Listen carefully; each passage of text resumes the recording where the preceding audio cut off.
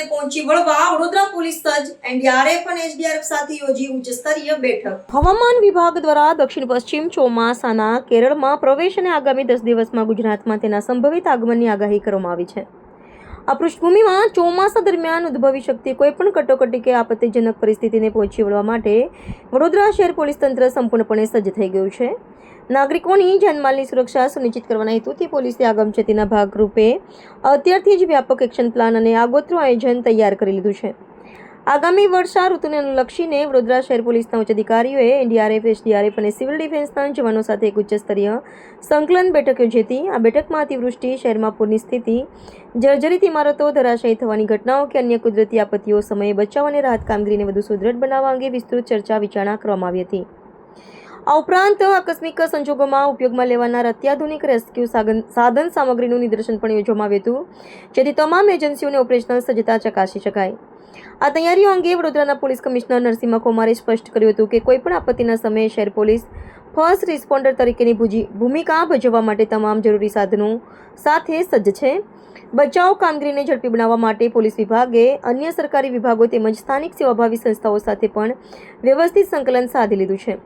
તંત્રની આ પૂર્વ તૈયારીઓ આપત્તિના સમયે નાગરિકોને તાત્કાલિક અને અસરકારક મદદ પૂરી પાડવા માટેની વહીવટી કટિબદ્ધતાને ઉજાગર કરે છે। સાઉથ વેસ્ટ માન્સૂન કેરળમથી પ્રવેશ કરી ચૂક્યા છે અને આવતા 10 દિવસોમાં ગુજરાતમાં પ્રવેશ કરતા હોવા અંગે આગાહી છે। તો વડોદરા શહેર પોલીસ અને અન્ય સમવસ્ત્રધારી દળો છે, એમના જવાબદારી છે તે અંગે એડવાન્સ પ્રિપરેશન તરીકે આજે આ કાર્યક્રમ રાખી છે।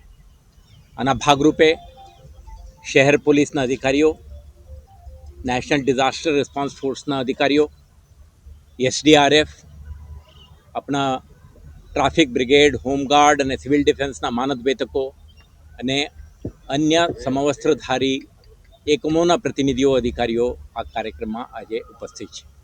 આ કાર્યક્રમમાં આપણે પ્રયાસ કરી છે કે વડોદરા શહેરમાં જે વર્ષ ઋતુ દરમિયાન અતિવૃષ્ટિ, પૂરના પરિસ્થિતિ કે કોઈ હાઉસ કોલેપ્સ કે લેન્ડસ્લાઇડ જેવા આપતકાલીન પરિસ્થિતિ ઉપસ્થિત થઈ શકે અને આવા સંજોગોમાં શહેર પોલીસ ફર્સ્ટ રિસ્પોન્ડર તરીકે રિસ્પોન્સ આપવા માટે આપણા લોજિસ્ટિક્સ, સ્કિલ સેટ્સ અને આના જાણકારી, કમ્યુનિકેશન વ્યવસ્થા, આપણા સાધન સામગ્રીઓ સાથે આપણા તૈયારીઓ અને ઓપરેશનલ પ્રિપેરેડનેસ સાથે સાથે અન્ય વિભાગો સાથે સંકલન કરવા માટેના તમામ તૈયારીઓ કરવાનું રહે। આ પ્રકારની એક તૈયારી આજના કાર્યક્રમમાં આપણે કરી રહ્યા છીએ।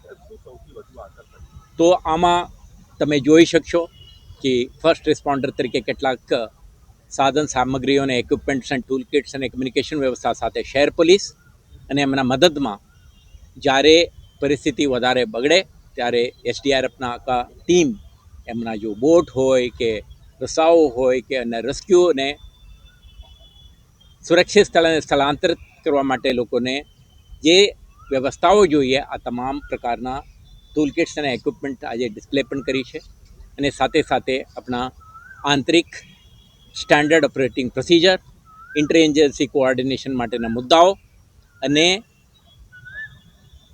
નોન ગવર્મેન્ટલ ઓર્ગેનાઇઝેશન્સ, સેવાભાવી સંસ્થાઓ અને કમ્યુનિટીના પ્રતિનિધિઓને શહેરના રહીશો સાથે જે રીતે ઓપરેશન કરવાનું છે તે અંગે તમામ વિષયોને આજે ચર્ચા કરી છે અને આવતા દિવસોમાં કરવાની થતી કામગીરી અંગે આપણા આંતરિક તૈયારીઓ, ઓપરેશનલ પ્રિપેરેડનેસ સાથે વડોદરા શહેરવાસીઓને આપણે ખાતરી આપવા માંગીએ છીએ કે કોઈ પણ આપતકાલીન પરિસ્થિતિને પહોંચી વળવા માટે શહેર પોલીસ સુસજ્જિત થઈને કમિટમેન્ટ સાથે તૈનાત રહેશે।